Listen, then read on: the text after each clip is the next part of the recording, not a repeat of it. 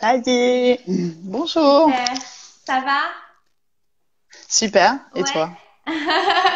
Ça va, génial. Bah, merci beaucoup pour ce rendez-vous où on va pouvoir parler d'un sujet donc qui est vraiment hyper important et trop peu malheureusement abordé. On Hélas, parle ouais. beaucoup, ouais, on parle beaucoup du burn-out pour les salariés et aussi pour les mamans, mais pas Oui, tant que ça finalement pour les entrepreneurs. ouais. Et encore sur les définitions officielles, ils parlent que des salariés. Ils ont même pas mis les mamans. D'accord. Donc, Ok, ah ouais. il y a encore beaucoup de choses à sortir de l'ombre. C'est, Ouais. c'est pas encore complet la présentation du burn-out. Ok. Alors du coup, Sandra, est-ce que tu peux te présenter pour ceux qui regarderaient ce live ou le replay et qui te connaîtraient pas? Alors, moi, je m'appelle Sandra. J'ai un cerveau effervescent, donc atypique, un peu rayé. On appelle ça les zèbres. Deux tatouages et trois burn-out, parce que Ah, j'aime bien collectionner les burn-out pour bien maîtriser le sujet. Donc, voilà, j'en ai fait trois ouais. et c'est devenu ma mission. Donc, ma mission, c'est la sensibilisation au burn-out. Et j'ai l'habitude de dire la sensibilisation pédagogique au burn-out parce que je vais prendre des références à des séries, à des jeux vidéo, à des petites références un peu pop culture. Déjà pour que ça parle à tout le monde et aussi parce que le burn-out, c'est un peu le côté obscur, c'est pas super drôle, mais j'aime bien mettre un peu de fun dans tout ça aussi. Ouais, bah, c'est vrai que moi, ce qui m'a tout de suite plu en tant que communicante, c'est justement ton branding. Ah, je vois qu'on a du monde. Salut Valérie, salut Sophie, salut Mad. Ouais, bonjour à tout le monde. Je suis en train de partager aussi là de mon côté. Vous me voyez Vas-y, regarder un vas-y. peu comme ça, mais c'est parce que je mets dans mon groupe et sur mon profil pour faire venir un petit peu de monde en En plus. tout cas, si vous voulez un exemple d'univers de branding très Bonjour bien Régis, je vois un ficelé petit et zèbre. cohérent, je vous invite vraiment à aller visiter donc le site effervescience.fr. Je vous mettrai de toute façon le lien parce que voilà, Sandra, elle est jusqu'au boutiste. Elle a un code couleur, elle a une petite iconographie basée sur des illustrations. Elle a, J'ai un tatouage. voilà, elle a son logo Je crois que c'est tatoué. l'extrême, hein. Il y a vraiment un univers, même au niveau de l'écriture, il y a voilà toujours des petits éléments, des petits jeux de mots récurrents, et du coup ça donne vraiment à sa marque une identité hyper cohérente et reconnaissable, et voilà, on pénètre tout de suite son univers. Donc ça c'était le petit aparté sur ton branding que j'ai beaucoup aimé. Oui. Euh, Bah après, il faut savoir, merci beaucoup. Déjà, il faut savoir qu'on a des neurones en commun avec Aurore, hein, parce que je suis scientifique à la base, je me suis passée par la case agence comme graphiste et j'ai conçu des formations pédagogiques, en l'occurrence en prévention santé. Donc j'étais déjà sur la prévention du stress et du burn-out. C'est un sujet que j'ai juste passé en grand public et pourtant être dedans m'a pas évité d'en faire. ouais. Du coup, la notion de construire un univers, de construire une charte graphique, c'est des choses que j'avais déjà fait avant. Donc, à Mm, partir du moment où je l'ai fait pour moi en tant qu'entrepreneur, c'est en mode ça y est, je peux faire vraiment les trucs à mon image. Et ouais. je me suis vraiment lâchée sur cette partie-là de personnalisation, de construction d'univers. C'était vraiment une grosse partie du plaisir d'être indépendante. Ouais, c'est clair. Merci Valérie. Salut Régis. Alors, du coup, on va rentrer dans le vif du sujet. Le Ouais. burn-out, qu'est-ce que c'est? Alors le burn-out, c'est un épuisement qui est en fait la conséquence d'un stress chronique. En fait, il faut prendre le stress comme quelque chose qui est normal, puisque ça va permettre de s'adapter à une situation, ça va permettre de mobiliser ses ressources pour gérer une situation perçue comme menaçante par l'organisme. On mobilise les ressources, on gère la situation, on revient à la normale, sauf que dans le monde actuel, avec l'accélération permanente, on a tendance à être tout le temps dans un niveau de stress plus ou moins élevé, donc sans retour à la normale, et le stress va s'accumuler, s'accumuler, s'accumuler. Moi, j'utilise l'image d'une pile avec l'idée qu'en fait, la pile, elle va s'oxyder. D'usure, de stress à l'intérieur, on va accumuler une hormone qu'on appelle le cortisol, qui va aller flinguer le système immunitaire, qui va jouer sur le fonctionnement du cerveau, qui va fatiguer, qui va épuiser. Et quand on est vraiment complètement oxydé de l'intérieur, complètement rempli de stress et de cortisol, l'organisme ne va pas tenir, il va s'effondrer d'un coup. Et c'est ça le burn-out, c'est cet effondrement qui est la conséquence d'un stress qui a duré en permanence trop longtemps. D'accord. Et c'est pour ça ouais, qu'on parle en fait d'épuisement professionnel finalement. C'est vraiment Oui. un épuisement qui est lié à au stress lié au travail, quoi. Au stress chronique. Mais attention, parce qu'il y a une erreur qui est faite souvent et que j'aime bien casser. Ils parlent d'épuisement, ils vont mettre une petite pile qui se vide progressivement en mode on est fatigué, on est fatigué, on est fatigué, un matin on se lève plus. Et en fait, c'est vraiment pas ça. C'est on cumule le stress, on cumule le stress, on cumule le stress. Donc on est dans l'action, la débauche d'énergie. On n'a pas l'impression qu'on va s'effondrer. En fait, on paraît très fort, on paraît très efficace, multitâche, ça va dans tous les sens. Et d'un coup, l'organisme va dire stop et on va tomber d'un coup. Donc on ne voit pas forcément venir un burn-out. C'est très fourbe pour ça. Ouais. Une fatigue avec une pile qui se vide, on se repose, la pile se remplit et ça va. Le burn-out avec ce niveau de stress, on se repose, ça sert à rien en fait. Et en plus, très vite, ça va impacter le sommeil, donc on n'arrivera pas à se reposer efficacement. On aura des insomnies, on aura du sommeil non réparateur, on va se réveiller fatigué, ça c'est caractéristique du burn-out. Ouais. C'est beaucoup plus difficile à détecter, beaucoup plus difficile à remonter pour récupérer. Ouais, d'ailleurs, il y a Sophie qui nous dit complètement d'accord, le corps lâche. Ouais. C'est exactement ça. Mais surtout que quand on est entrepreneur, en fait, on a tendance à pas compter ses heures. Oui. Le stress devient assez vite un état permanent parce que on a tellement de choses à penser et d'ailleurs moi c'est ce qui m'a amené aujourd'hui à aborder ce sujet alors qu'à la base moi mon domaine c'est vraiment la communication d'entreprise. C'est parce que je me suis rendu compte avec mes clients qu'il y a un gros souci, c'est quand on dit j'ai pas le temps. Souvent, ils me disent, je leur dis, voilà, vos flyers, c'est bien, on les a fait, mais maintenant, il faut prendre le temps de les distribuer. Ah oui, mais j'ai pas le temps. Le site internet, il faut prendre le temps de le faire vivre, de le gérer, oui, mais j'ai pas le temps. Et en fait, derrière ce j'ai pas le temps, souvent, il y a un début de burn-out, en fait. C'est ce que j'ai identifié.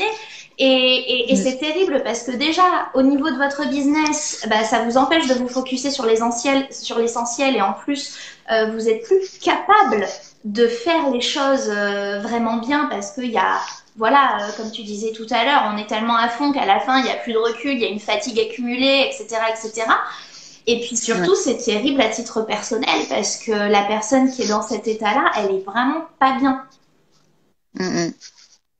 Alors, la partie stress, c'est vraiment l'explication physiologique du burn-out. On a cette notion de stress qui s'accumule. En termes de contexte et d'environnement, bon, à part les cas un peu tordus de harcèlement qui arrivent, il y a des choses où vraiment il y a une pression extérieure permanente et là on est sur un stress extérieur. Il y a toujours un point commun à tous les burn-out, que ce soit les salariés, les entrepreneurs, le burn-out maternel, une charge de travail ou de choses à gérer pour les mamans par exemple, supérieure à nos ressources, que ce soit les ressources physiques, les ressources en organisation, les ressources en temps, les ressources financières, c'est toujours ce décalage. Trop d'attentes, pas assez de ressources. Et ça, on peut pas le tenir sur la durée et c'est ça qui va faire qu'on a ce ressenti de stress permanent. Donc ça veut dire que soit on va déléguer, prendre quelqu'un pour augmenter la partie ressources et pouvoir en gérer un peu plus, soit il va falloir regarder la to-do list, la rallonge, essayer de la faire baisser un petit peu pour qu'il y ait un équilibre. Parce que ce déséquilibre permanent qui est presque rentré dans la norme, qui est presque même valorisé en mode ça fait bien de dire qu'on n'a pas le temps, qu'on a trop de choses à faire, non, c'est le signe d'un problème si on est dans cette situation-là. Et qu'il faut revoir l'organisation, les priorités, étaler dans le temps éventuellement. Mais voilà, la charge trop élevée par rapport aux ressources, c'est le signe qu'on va dans le mur. Donc, savoir identifier, voilà, est-ce que les objectifs que je veux atteindre à court terme, ils sont en cohérence avec mes ressources? C'est un moyen de savoir si on va vers le burn-out ou pas. Parce que c'est vrai que d'être à fond et d'être stressé, il y a beaucoup d'entrepreneurs qui nous diront, bah oui, mais c'est normal, je suis à mon compte. Donc forcément. Bah non. Et donc à quel moment on se dit, eh ben non, c'est au moment où il y a ce décalage en fait. Normalement, ça s'anticipe. Idéalement, c'est vraiment, moi je suis d'une formation qui est vraiment pratico-pratique. On construit sa journée de stress défense personnalisée en fonction du temps qu'on arrive à libérer. Mais typiquement, moi dans mes journées, il y a des moments de détente et de ressourcement qui vont être le matin au réveil, je vais avoir une petite phase de rituel qui est pas du tout le miracle morning, qui est des choses que j'ai conçues qui marchent pour moi et je suis vraiment dans l'idée de il n'y a pas de recette toute faite. Il faut identifier ce qui fait du bien.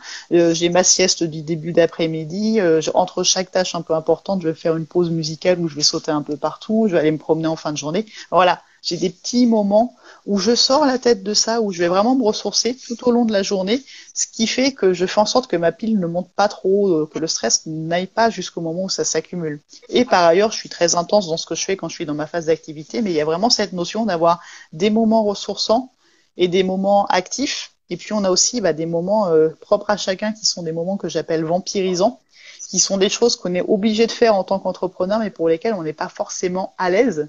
On a chacun les siens, hein. Genre moi, typiquement, la comptable administratif, ça passe pas. Donc, et il y a des choses, il y a des gens, ça va être les réseaux sociaux, ça va être écrire des articles de blog. Si les gens aiment pas écrire et qu'ils voient ça comme une contrainte, ils vont y aller à reculons. Et rien qu'en le faisant, ils vont faire monter le compteur de stress parce que c'est quelque chose qui est pas, ils ont pas envie de le faire. Donc, il y a des choses, on n'a pas le choix, on le fait quand même, mais du coup, on va équilibrer ça avec un moment ressourçant. Et il y en a où il va peut-être falloir faire le point sur la liste, voir ce qu'on peut faire ou ne pas faire. Et cette notion de charge et de ressources, pour la contrer et pour l'anticiper, c'est d'avoir un maximum d'activités ressourçantes et puis de chasser tout ce qui est vampire énergétique. Soit on les met un moment, on les fait et puis on se met un truc bien ressourçant derrière pour équilibrer ça, pour pas être tout le temps dans des trucs vampirisants qui vont pomper l'énergie. Soit on essaye de déléguer ce qu'on peut déléguer, de simplifier, de rendre plus fun. Parce que typiquement la comptabilité là, ça passe mieux. J'ai fait un truc un peu sympa, je sais que je mets une musique un peu rigolote. J'ai trouvé un moyen de le rendre moins vampirisant. Ouais, mais tu sais, Mais c'est vraiment ça. mais tu sais, c'est ce que je conseille aussi à mes clients pour leur communication. C'est-à-dire que moi, je dis toujours, par exemple, quand on choisit le réseau social sur lequel on veut déployer sa communication, bien sûr, il faut regarder est-ce que ce réseau social il est pertinent par rapport à votre cible, etc. Mais surtout, est-ce que ce réseau social il va quelque part vous plaire, vous amuser? Parce que si c'est une corvée, de toute façon, vous le ferez pas. Et si vous le faites, vous le ferez mal.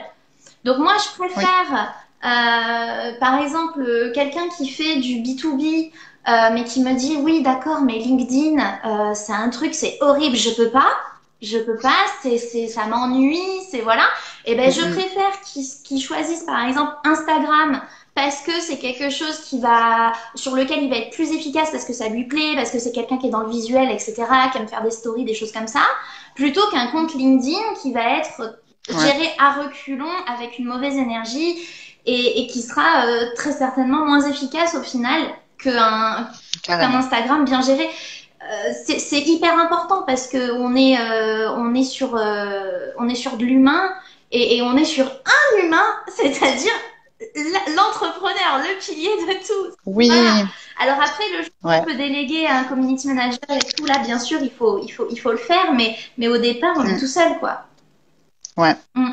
Et tu vois, moi, ça fait bientôt 3 ans. J'ai une assistante depuis la semaine dernière seulement. Eh ouais.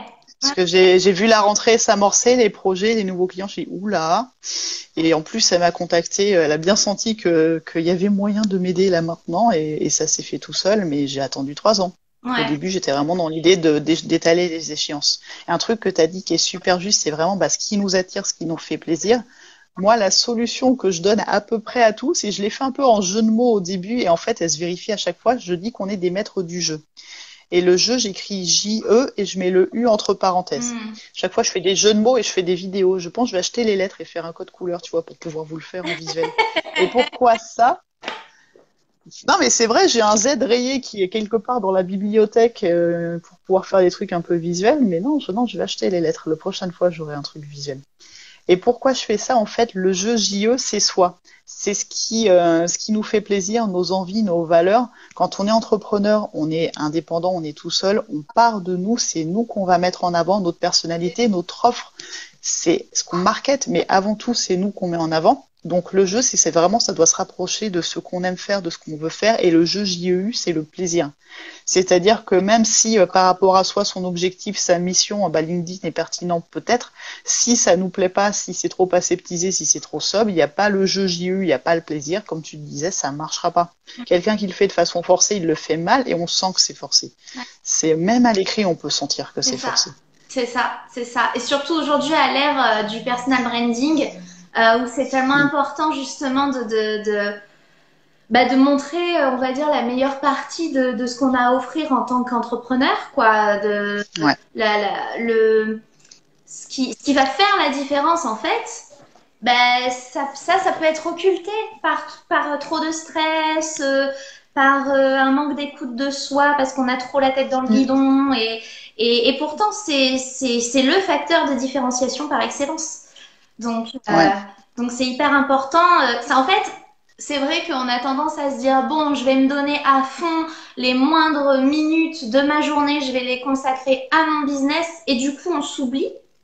Mais en fait, on se rend pas compte qu'en faisant ça, on est en train de... Non seulement on se fait du mal à soi-même, ça c'est indéniable, mais au-delà de ça, on fait du mal à son business alors qu'on met tellement d'énergie justement parce qu'on veut que ça marche. C'est tellement contre-productif.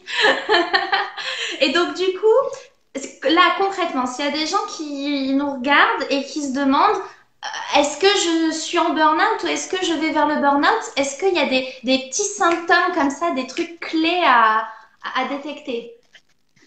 Alors, il y a 3 signes qui sont très très caractéristiques, qui vont être l'épuisement physique et émotionnel. C'est notamment ce que je disais au début, le fait de se réveiller fatigué, de pas réussir à récupérer. C'est qu'on a un niveau de fatigue, un niveau de stress cumulé, on n'arrive plus à recharger les batteries du tout.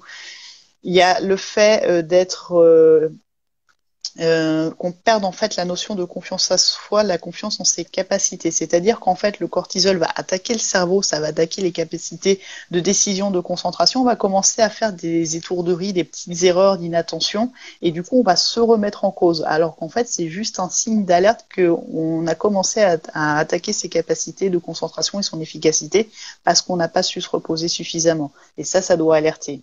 Et il y a un signe, les officiels sont pas d'accord sur le terme. Il y en a qui disent dépersonnalisation, il y en a qui disent déshumanisation. Du coup, moi, j'ai geekisé, je dis zombification. Zombification, en fait, ah ouais, non, mais c'est vraiment le mode zombie, brain. Parce qu'il n'y a pas besoin de définition, on comprend tout de suite ce que c'est. Ouais. Et outre le mode zombie, tu as quand même une notion, en plus, c'est une forme d'agressivité, de cynisme, c'est-à-dire qu'on va perdre la notion de la personne en face parce qu'on est noyé dans le stress et du coup on va devenir agressif, un peu cassant. Et là, en tant qu'indépendant, du coup, en tant qu'entrepreneur, ça va répercuter sur le conjoint, les amis, les enfants. Voire même très dur par rapport à le client aussi. Ça peut aussi attaquer les clients. Au début, le burn-out, c'était les professions médicales parce qu'ils avaient beaucoup de choses à gérer, pas assez de ressources. Il y avait une intensité émotionnelle dans certaines annonces de diagnostic à laquelle ils n'étaient pas formés. Et du coup, les premières victimes, entre guillemets, du côté zombie, c'était les patients qui se prenaient des annonces dramatiques pour eux avec une totale déshumanisation.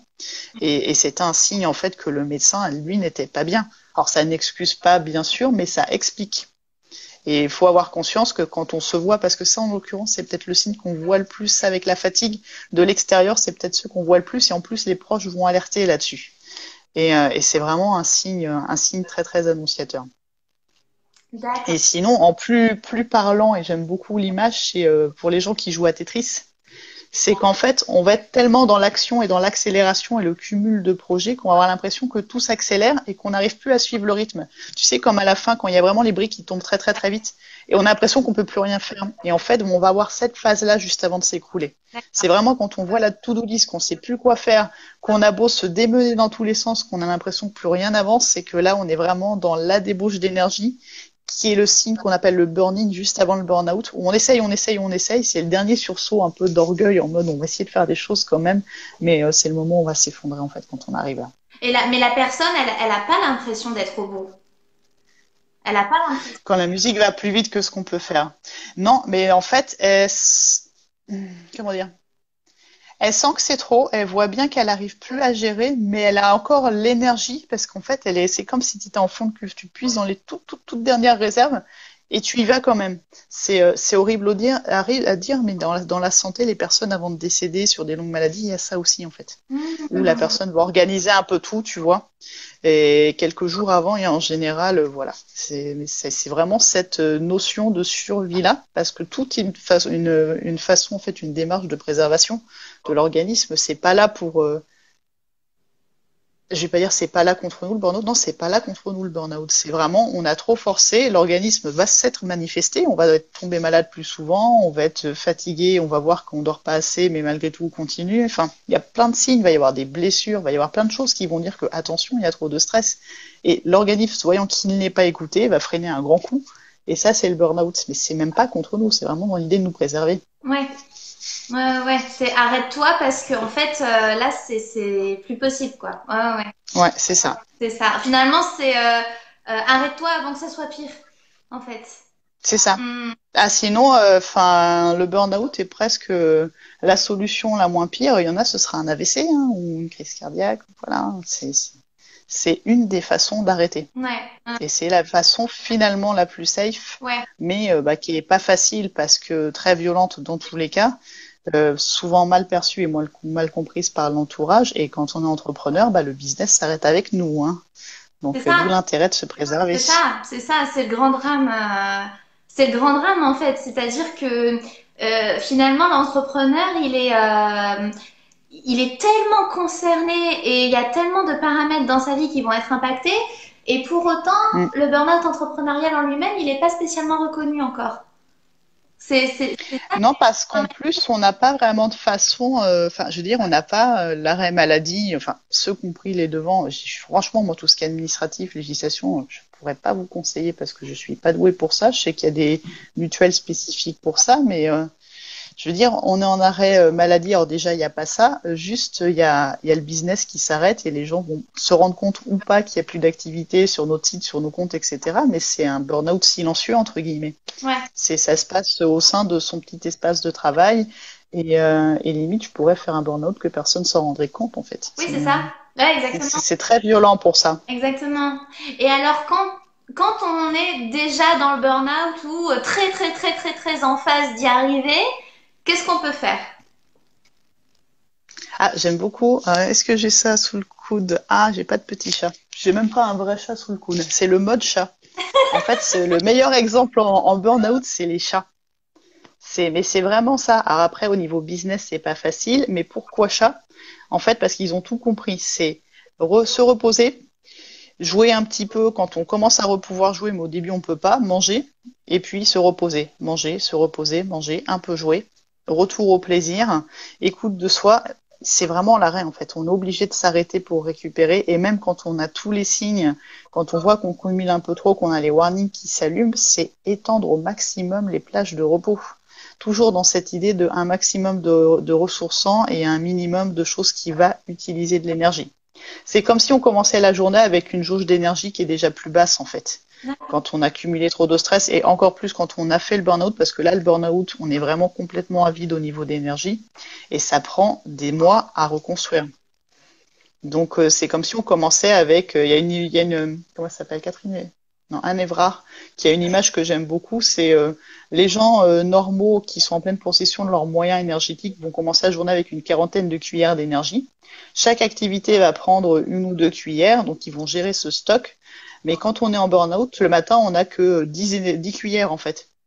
Aller prendre des transports pour aller à un rendez-vous, c'est moins 2 cuillères. Aller gérer un client difficile au téléphone, c'est moins 4 cuillères. Et en fait, on peut se retrouver à la fin de matinée, on n'a déjà plus rien en fait. On a tout grillé.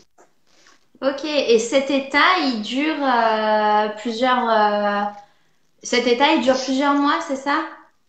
Ouais, alors c'est plus on a mis de temps à arriver au burn-out, donc plus on a supporté longtemps le stress chronique, plus le burn-out va être violent, plus on va mettre du temps à remonter. Après, si on prend vraiment le temps de s'arrêter, de se reposer sans faire des choses par ailleurs, et on sait très bien que c'est rarement le cas, ça va aller plus vite. Si on est vraiment inactif, qu'on se repose vraiment, si on continue à essayer de faire quelques petites choses par ailleurs, on peut être sur la remontée de burn-out pendant des années. Moi, pour en avoir fait 3, j'ai fait des examens biologiques un peu poussés parce que c'était le secteur où je bossais avant, donc j'ai pu vraiment aller voir ce qui s'était passé. On m'a annoncé plus de 2 ans pour récupérer. Ah ouais. Je suis tombée enceinte, on m'avait dit que c'était un peu tôt, il aurait fallu que je récupère un peu plus, j'ai quand même réussi, mais ça n'a pas joué sur ma récupération et je n'ai pas fini de récupérer physiquement, et ça fait 3 ans. D'accord, ok, ah ouais. Donc non, ça peut être très très long. Il y a des personnes qui sont arrêtées des années et qui ne se sentent pas de reprendre parce qu'aussi il y a une forme de peur de reprendre. Il y a cette partie, ce deuxième signe qui attaque l'estime de soi, la sensation d'être compétent, qui fait qu'ils ont plus envie de se projeter dans le monde du travail parce qu'ils pensent qu'ils n'en sont plus capables. Alors qu'en fait, non, c'est juste un stress chronique qui a fait qu'ils ont été arrêtés, mais les compétences sont toujours là, les compétences restent là. Mais il faut qu'on retravaille l'estime de soi, la confiance en soi, faire comprendre que ce n'est pas la personne qui a failli, c'est l'organisme qui a dit stop parce qu'on a trop tiré sur la corde, simplement. Et enfin, c'est fou parce que c'est comme si pendant quelques années, suite au burn-out, le corps, il reste en alerte et il te met un peu en mode économie d'énergie pour être sûr que t'en feras jamais trop, en fait. Ça me fait Il y a ça, oui. un peu ça. Il y a ça, puis il y a le besoin de refaire les réserves. Et par contre, il sera à vie en alerte une fois que tu as fait un burn-out. De toute façon, le corps est en alerte, il surveille, il donne des signes. Quand tu fais la relecture d'un épisode de burn-out avec une personne en coaching, les signes, ils sont toujours là. Mais on n'a pas forcément su les voir. On s'est dit qu'on allait passer outre. Il y a plein d'un point de vue éducation, on nous apprend à être fort, à avancer malgré le stress, malgré la douleur, malgré la maladie. C'est même bienvenu d'être un bon petit guerrier, d'aller bosser en étant malade, ce genre de choses. Ce qui fait que les signes sont là, mais c'est presque bien vu de passer outre. Donc forcément, ça peut pas passer sur la durée. Ouais. Mais oui, on est plus sensible après un burn-out. On peut moins en faire déjà parce qu'il faut le temps de récupérer. Et surtout, on va tomber à chaque fois plus vite, en fait. Pour en avoir fait 3, c'était à chaque fois plus rapide et à chaque fois plus violent. D'accord. Et du coup, qu'est-ce qui a changé en fait parce que du coup, tu nous dis que tu en as fait 3, mais qu'est-ce qui a changé entre chaque burn-out que tu as fait? Alors, le premier, j'ai mis le nom dessus après. Parce qu'à l'époque, il y avait un pauvre bouquin en français sur le Ouais. burn-out, mais heureusement, je suis tombée dessus parce que j'étais déjà dans le secteur santé médicale. Le premier, moi, j'ai eu des problèmes personnels, à savoir, j'ai dû gérer la maladie et le décès de mon papa. J'ai pris 3 postes. C'est un truc spécifique. Ça arrive partout dans le monde du travail actuellement. Une tendance à augmenter la charge de travail sur un poste donné pour une seule et même personne, ça va rester le même effectif. Et quand on est un profil atypique, donc un zèbre, ce que je disais au début, c'est qu'on sait faire beaucoup de choses, on apprend très très vite, donc on va élargir très très vite son panel de compétences. Et un grand classique que j'ai eu à chacun de mes postes, c'est que je commençais sur une fiche de poste. Sur le premier, j'ai ma manager qui a pas été gardée pendant sa période d'essai, donc en plus de mon poste, j'ai pris le sien. Et j'ai fini sur 3 postes, sur celui-là. Sur la fois suivante, ça a été le même truc où je me suis retrouvée déjà avec plusieurs postes, plus ma manager en congé mat n'a pas été remplacée. Et là, c'était des soucis financiers qui m'ont bien plombé l'esprit et qui ont duré pendant 8 ans, qui se finissent à peine, c'est à peine fini. Et ça, ils ont joué sur les 2 derniers. Burn-out, donc charge de travail plus soucis financiers, c'est très souvent multifactoriel, hein, les burn-out. Ouais. Il y a souvent du pro et du perso. Donc moi, j'ai eu le pro avec le cumul des postes à chaque fois. Et le perso a été personnel avec mon papa sur le premier et financier sur les 2 suivants. Et sur le 3e burn-out, ça a été super rapide, mais en même temps, on m'a filé 4 postes d'un coup. Avec en plus mes soucis financiers qui étaient un point culminant où vraiment je me suis dit, je vais jamais en voir le bout. J'ai tenu 2 mois en fait, je me suis effondrée en 2 mois. Ok. Ok, ouais, comme Donc, quoi, c'est important parce que du coup, les personnes qui regardent ce replay ou qui sont là avec nous en live, oui. peuvent peut-être se rendre compte que finalement, on a l'impression peut-être que dans l'aspect professionnel, bon, ça va encore, oui, mais t'as pas tenu compte de peut-être l'aspect perso, l'aspect santé, l'aspect famille, voilà. Et tout ça, ça vient s'accumuler en fait, ouais. Ouais. Il faut savoir que le fameux cortisol qui s'accumule quand tu es stressé, 5 minutes de stress, ça va mettre 5 heures pour éliminer le cortisol qu'on va avoir cumulé. Sauf que le stress, c'est pas que 5 minutes, ça va être plusieurs moments dans la journée. Ce qui fait que c'est comme ça qu'on arrive sur des délais vraiment longs pour récupérer d'un burn-out parce que la quantité de cortisol accumulée, on va tout de suite être sur des semaines ou des mois pour remettre le compteur à 0. Et dans un monde de bisounours, on ne serait pas stressé, ce qui n'est pas le cas. Donc c'est aussi pour ça que ça dure très longtemps. Et du coup, les stress qu'on a sur notre journée de travail, que ce soit en tant que salarié, que ce soit avec les enfants, quand on couche les gamins, on a encore le stress de ce qu'on a pu vivre avec les enfants la journée. Quand on referme l'ordi en tant qu'entrepreneur, on a toujours le stress du client qui n'a pas été sympa ou de tel ou tel truc administratif, machin, enfin des trucs qui sont nos vampires énergétiques à nous, qui sont propres à chacun. On les a toujours en termes de cortisol dans l'organisme quand on est avec son chéri pour la soirée. Et du coup, il va payer les pots cassés. Et c'est aussi pour ça que c'est souvent les proches qui vont donner l'alerte, en fait. Ouais. Parce qu'ils vont voir qu'on est sur les nerfs, littéralement. Ouais, donc 5 minutes de stress, 5 heures pour C'est 5 heures. éliminer. Ouais. C'est énorme. Ouais.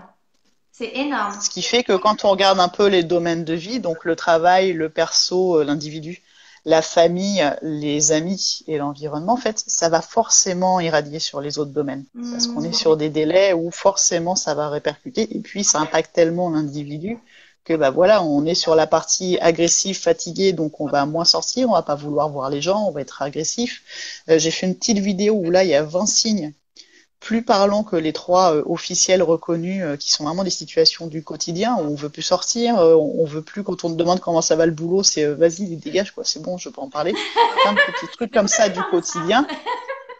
Ouais, voilà, c'est ça. Et ça, c'est très parlant. Je mettrai des petits liens, je pense, du coup, sous la vidéo, comme ça, vous aurez vraiment des ressources pour reconnaître si burnout is coming. Là, j'ai fini de migrer, enfin mon assistante, heureusement qu'elle est là, a fini de migrer ma formation où il y a le premier module qui est gratuit, où j'explique les mécanismes du stress, les signes à surveiller, et à la fin, il y a un questionnaire pour évaluer son niveau de stress. Et comme c'est vraiment de la prévention, le module 1 est gratuit, donc vous pourrez aussi mesurer vraiment votre niveau de stress. Je l'ai checké hier soir, donc oui, hier soir était dimanche. On peut parler de cette période de la rentrée qui est très caractéristique pour les entrepreneurs et les salariés. Et du coup, là, je sais que dans la semaine, je le sortirai officiellement. Là. Vous pourrez mesurer vraiment le niveau de stress. Super. Bah alors oui, justement, dis-nous un petit peu plus. Si on veut travailler avec toi, comment ça se passe? Alors, moi, je fais de l'accompagnement individuel, sachant que là, c'est très rempli. Donc, j'ai aussi des formations en ligne. La formation qui va plus parler aux entrepreneurs, ça va être la formation Stress Fighter à toute heure, où je vous expliquais, c'est celle où on construit sa journée de stress défense personnalisée. Donc, il y a une partie d'outils que je donne toujours. Si vous voulez un outil contre le stress, parce qu'il fait baisser le niveau de cortisol, c'est la cohérence cardiaque, qui est une technique de respiration qui va générer une hormone qui va contrer le cortisol, en fait. Donc, ça va vraiment littéralement faire baisser le niveau de stress, mais tout le reste sont des choses très personnelles. Et c'est ça qu'on établit ensemble. Et c'est d'autant plus important quand on est entrepreneur parce qu'on est complètement libre de son emploi du temps. Donc, ça laisse une liberté pour mettre en place une stratégie de préservation qui est inestimable et qui est super précieuse. C'est parfois plus facile que par rapport à un salarié. Mais il faut vraiment se mettre soi en priorité pour mettre en place ces stratégies. Donc, j'ai cette formation-là. J'en ai une qui arrive fin octobre, qui est Mission Game of Thrones, qui est encore plus ludique, encore plus gamifiée, où je suis en costume de Khaleesi avec des dragons, mais on est sur le même combat. J'ai hâte de la sortir, celle-là. Je pense qu'en tant que communicant, tu vas avoir le truc de dire, ah ouais, ok, non, très marrante. Et j'ai le module 1 à une suite de formations qui va beaucoup plus loin, qui explique vraiment les causes profondes. Si on est passé par la case burn-out, il faut plutôt passer par la grosse formation pour bien comprendre ce qui s'est passé, bien aller vraiment au fond du problème, bien comprendre les causes du problème et réajuster sa mission, son organisation, son environnement, son alimentation. Voilà, vraiment, si on a fait le burn-out, il faut passer vraiment par plutôt la grosse formation. Tandis que la petite Stress Fighter à toute heure va aider à construire la journée, qui va aider à se préserver, en fait. Donc, moi, j'aime bien quand les gens, ils arrivent en préservation. Et là, s'ils viennent... Merci beaucoup, Sophie. J'adore tes noms de formation. Ouais. Et la grosse formation, c'est que la grosse formation, je dis toujours la grosse formation, c'est la quête de Stress Fighter. C'est la quête de Stress Fighter, la grosse. Et oui, voilà, c'est ça. Et puis là, je lance quelque chose de complètement nouveau et complètement différent, qui est pas lié au burn-out. Et pourtant, j'ai mis des outils de prévention à l'intérieur. C'est Objectif Formation. C'est pour les entrepreneurs et les infopreneurs qui voudraient construire des formations. Parce que finalement, moi, mon offre de formation est déjà assez bien construite et ça a été facile parce que je concevais des formations avant. Et ce qui fait que tous les outils pour avoir les idées, les structurer, comment filmer, comment mettre en ligne les différentes plateformes pour diffuser, comment vendre tout ça. C'était mon métier d'avant, donc pour moi c'était simple. Et j'avais pas remarqué que je recevais plein de questions sur des outils que j'utilisais, comment je faisais mes formations, etc. Donc là, je suis en train de faire vraiment un package où je donne tout pour que les entrepreneurs arrêtent de perdre du temps à essayer de comprendre quels outils, comment s'organiser, comment mettre en ligne, comment on fait une formation. Enfin, voilà. Donc ça, je l'ai lancé la semaine dernière. Je suis en plein lancement. Et du coup, ça va aussi servir aux entrepreneurs, infopreneurs. Et du coup, j'ai mis mes formations de stress défense, l'air de rien, à l'intérieur. Comme ça, je sais que je les sensibilise aussi au burn-out entrepreneurial à l'insu de leur plein gré. Ben oui, mais tu sais, c'est vrai que je rebondis sur ce que tu as dit parce que, effectivement, quand on est entrepreneur. Avec plaisir, Valérie. Merci Valérie. Effectivement, quand on est entrepreneur, il y a un stress supplémentaire que tu n'as pas ou beaucoup moins quand tu es salarié. C'est le fait que finalement, tu vas te former en même temps que tu vas faire. C'est-à-dire qu'il y a plein d'aspects. Tu peux être, par exemple, spécialisé dans ton domaine et c'est les prestations que tu vas réaliser ou les produits que tu vas vendre, mais tu apprends le côté communication, comptabilité, formation, Internet, les réseaux sociaux, etc., etc. Et je le vois avec mes clients, rien que le fait de créer une page Facebook, c'est déjà un stress. Oui. C'est déjà... Si c'est pas leur domaine, ouais. Exactement. Parce que ils ont jamais fait ça, ils ont peur de mal faire et tout. Et cette espèce d'état permanent où on est à la fois expert dans notre domaine, mais en même temps débutant dans tout le reste, ça génère un stress constant supplémentaire qu'on n'a pas quand on est salarié, ou ça dépend peut-être des métiers, mais la plupart du temps, moi dans le salariat, j'ai pas connu ça, tu vois. À part dans les très petites entreprises où tu es un petit peu touche à tout par définition parce qu'on n'est pas nombreux, là on parlait de fiches de poste, typiquement l'entrepreneur, il a une dizaine de fiches de poste et de casquettes différentes à assimiler en plus du déploiement de son activité et complètement, heureusement que c'est ça. Donc il y a des gens comme toi qui vont les aider sur la communication. Là je me suis dit j'y vais sur les formations parce que c'est pareil, quand je vois à quel point ça prend du temps, ça stresse, ce serait dommage de pas le partager. Et c'est plein de choses comme ça. Moi j'ai été formée à l'infopreneuriat. C'est-à-dire que toute la partie conception de formation, c'était super simple. Les outils un peu, parce que j'étais webmaster aussi à un moment donné. Mais comment proposer quelque chose, qu'est-ce qu'on fait gratuitement, qu'est-ce qu'on fait payant, ce genre de choses, comment se faire connaître.